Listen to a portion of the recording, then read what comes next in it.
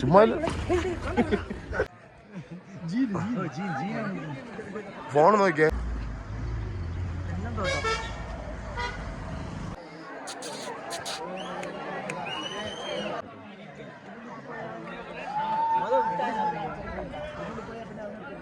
Hi friends, soul ട്രാവൽസിൻ്റെ പുതിയ വീഡിയോയിലേക്ക് എല്ലാവർക്കും സ്വാഗതം.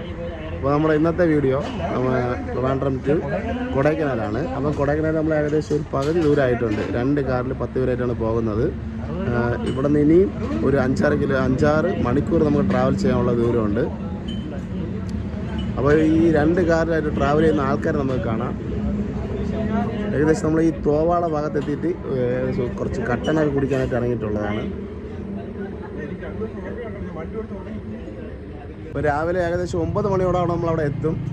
വേറെ അങ്ങനെ പ്ലാനിങ് ഒന്നും ചെയ്തിട്ടില്ല. അവിടെ പോയിട്ടാണ് നമ്മൾ റൂമെല്ലാം എടുക്കുന്നത്, ഡോർമെറ്ററി എടുക്കാനുള്ള സെറ്റപ്പ് എല്ലാം ചെയ്യുന്നത്. ഏകദേശം ഒരു കാറിൽ വന്ന ടീമുകളാണ് ഈ ഇരിപ്പുള്ളത്.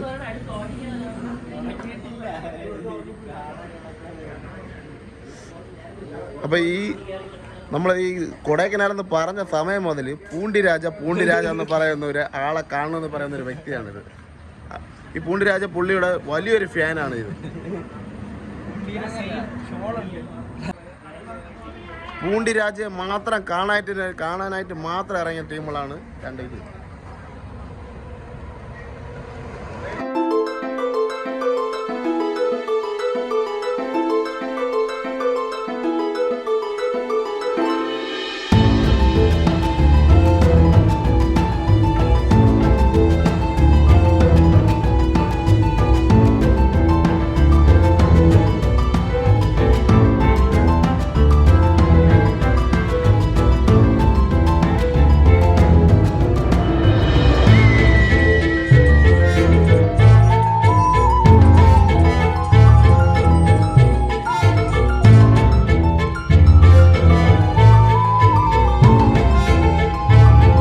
അടുത്ത ദിവസം രാവിലെ ഏകദേശം ഒരു 8 മണിയായിട്ടുണ്ട്.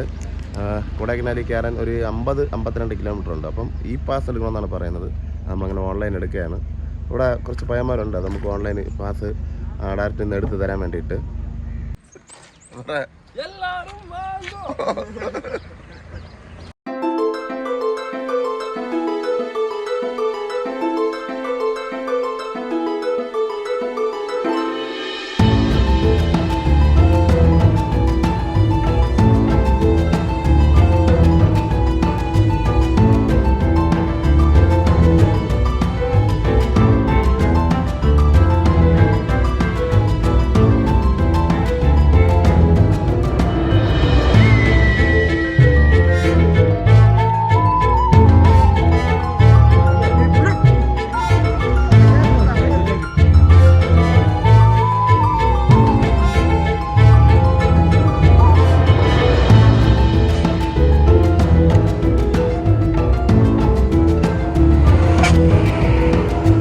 രാവിലെ ഏകദേശം ഒരു 10 മണിയോടെ അടുപ്പിച്ച് നമ്മൾ കൊടൈക്കനാലിൽ എത്തിയിട്ടുണ്ട്. ഒരു ഡോർമെറ്ററി, വേറെ റൂമൊന്നും നോക്കിയിട്ടില്ല.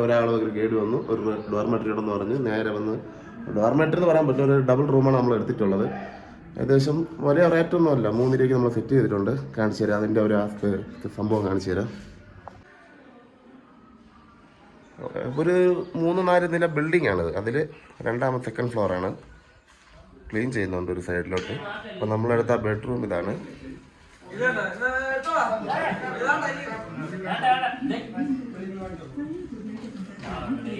2 ബെഡാണുള്ളത്.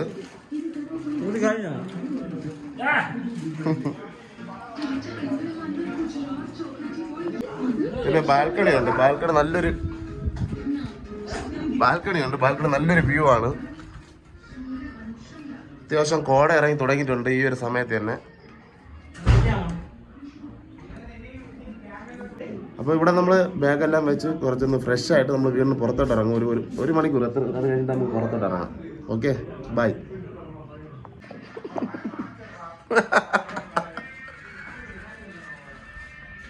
ചില അപൂർവം കാഴ്ചകളിലൊന്നാണ് നമ്മൾ ഈ കാണുന്ന പല്ലി വയ്ക്കുന്നത്.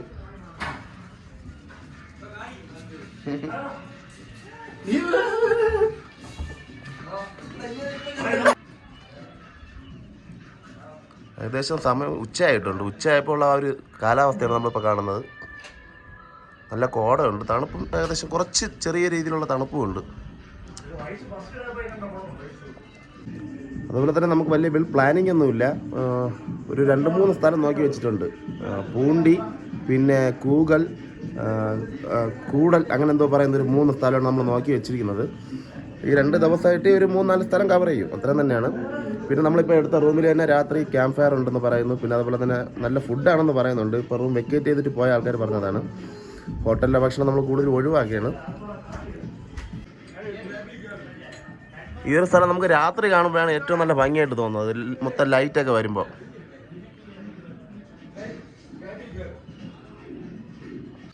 അപ്പോൾ ഗൈസ് ഏകദേശം 1-1.5 മണിയോടെ നമ്മൾ അവിടെ നിന്ന് റൂമിൽ നിന്ന് ഇറങ്ങിയിട്ടുണ്ട്. ഇനി നേരെ പോകുന്നത് ഇവിടെ ലേക്കിൻ്റെ അങ്ങോട്ടല്ലേ, തൊട്ടടുത്തുള്ള ലേക്കിൻ്റെ അങ്ങോട്ടാണ് നമ്മൾ പോകുന്നത്. ആദ്യം ബിരിയാണി, അമ്പൂർ ബിരിയാണി കഴിച്ചിട്ടാണ് നമ്മൾ ബാക്കി.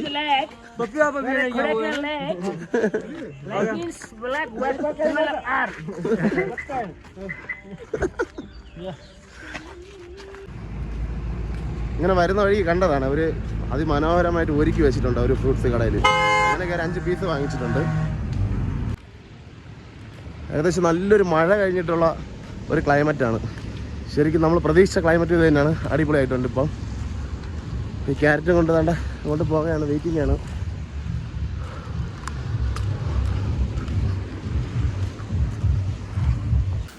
അങ്ങനെ ഞങ്ങൾ ഉച്ചയ്ക്കത്തെ ലഞ്ച് കഴിക്കാൻ കയറിയതാണ്. അമ്പൂർ ബിരിയാണി ഇതാണ്ട് വേണ്ടെന്നാണ് പറയുന്നത്. 230 രൂപ ചിലവാക്കി വാങ്ങിച്ച സാധനമാണ്. ഒട്ടും ടേസ്റ്റ് ഇല്ല, വായിൽ വെക്കാൻ കൊള്ളത്തില്ല എന്നാണ് പറയുന്നത്. ആ ബാഗ് പറഞ്ഞ് എന്തെടുത്താലും നീ അതിൽ തിരിച്ചു വെച്ചേ പറ്റുമോ? ഡേ